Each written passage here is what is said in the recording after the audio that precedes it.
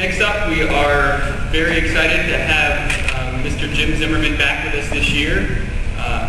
It's always a pleasure to have the president of the IAF come and talk with us. The IAF is what's organizing the big International Astronautical Congress that's going on all of next week, the large professional conference that we're here in conjunction with, where they'll be presenting the white papers. How many people are presenting papers in the audience here? Excellent, excellent. We're actually going to have a list of those at the Space Generation booth also. Jim Zimmerman is not a newcomer to space. He's been around in the space industry for quite a while, and especially over here in Europe. For about 12 years, he was the European coordinator for NASA. So he's gotten to know a lot of the European agencies. He knows about space culture that's over here. He's also got his own space enterprise. International Space Services, a consulting group that does all kinds of space consulting for businesses if you want to go to Europe, if you want to make a difference in the world. So he knows what we're up to. He is out in the world as a professional doing exactly what we're doing here, helping people understand and connect with each other and make huge projects possible. So it's hard to express how excited we are that he's taken that to the next level by not just being an example of how to go forward into the industry and make things happen, but then coming back and enabling us to do the same thing through this Young Professionals program and by encouraging us at the IAC and being a strong advocate for us, as Jim said. So I'd like to welcome Mr. Jim Zimmerman up to the stage.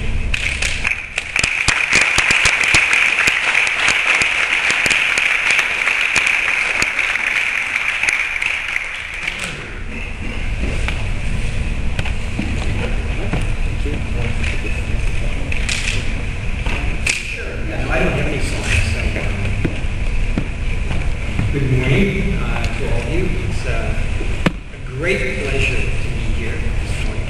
I'll stand up here and talk, at least initially, from some notes, but then I'd like to only talk for maybe 15 minutes or so and then open up the floor to an exchange. This is my, as president of the IAF, this is my second Congress, the first one taking place in Japan last year. I had the honor and the pleasure to speak to some of you and your group last year at the SGC on the same day, roughly the same time, in a very different setting, by the way. We're all moving up in the world. This is bigger and has some room to grow, which is really what the SGC is about. It's bigger, it's better, and there's room to grow. But it's really a pleasure. I have to say, looking back on that week in Japan, the hour I spent with you and your colleagues was one of my personal highlights, and I hope this one is as well. So what I'd like to do is three things. It's always good to have a plan. And so my plan is first to tell you a little bit about the IAF. Many of you know about it, so for those who know, forgive me if I'm repeating things you already know. I'll try to be brief, but I think it's important to talk about the IAF. And then a little bit about where the IAF and the associated organizations are headed. And then to speak for just a minute about the IAF and the SGC, the SGAC, because they are two different organizations, all working for the same very important purpose. So first of all, we are in the IAF, we're an association, a federation, a group of groups. We have approximately 150 members, actually closer to 160, and about roughly 10 more members, still not sure yet, will join us this year. We take on new members each annual meeting, and we're hoping for approximately 10 new ones to join us, which is a real positive thing. We're very proud to say that. We have about 50 countries right now represented, and I'm going to come back to our goals in a second, but we want more.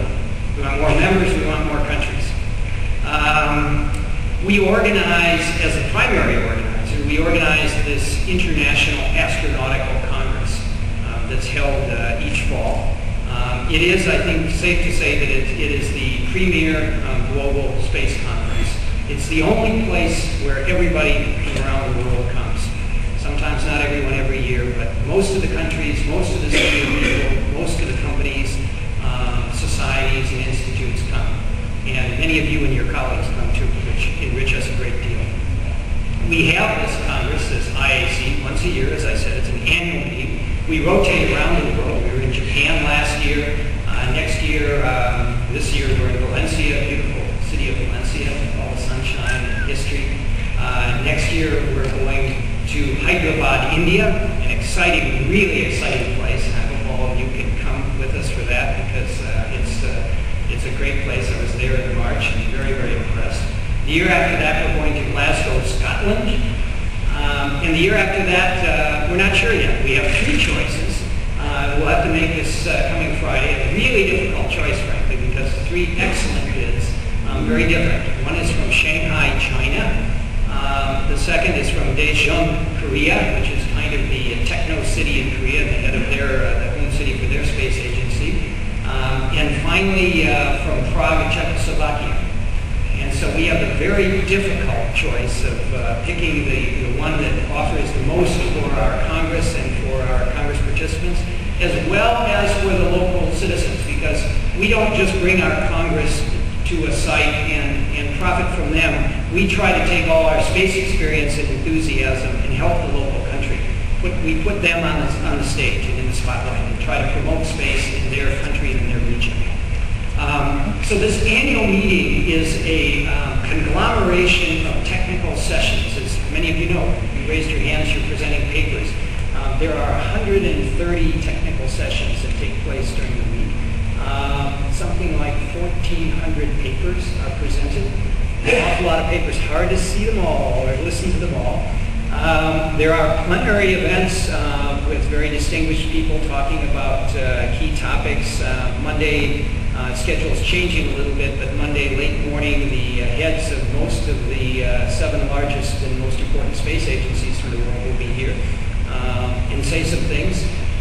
You all could probably write their speeches and we'd be more interested in it, but symbolically, having the heads or the deputies, when the head can't come, the 7 largest space agencies stand on the same stage together is very important. It's important for space, and it's important for us to hear what they say. And we'll have a number of very, very interesting plenary sessions on other topics during the week. We also have highlight lectures on interesting topics from distinguished scientists and engineers from around the world. And then we have 5 what we call late-breaking news sessions, which are special events planned at the last minute because of developments that we couldn't anticipate. So we actually choose those 2 or 3 weeks before the Congress gets started. One, for example, is on the debate over Pluto. What is it?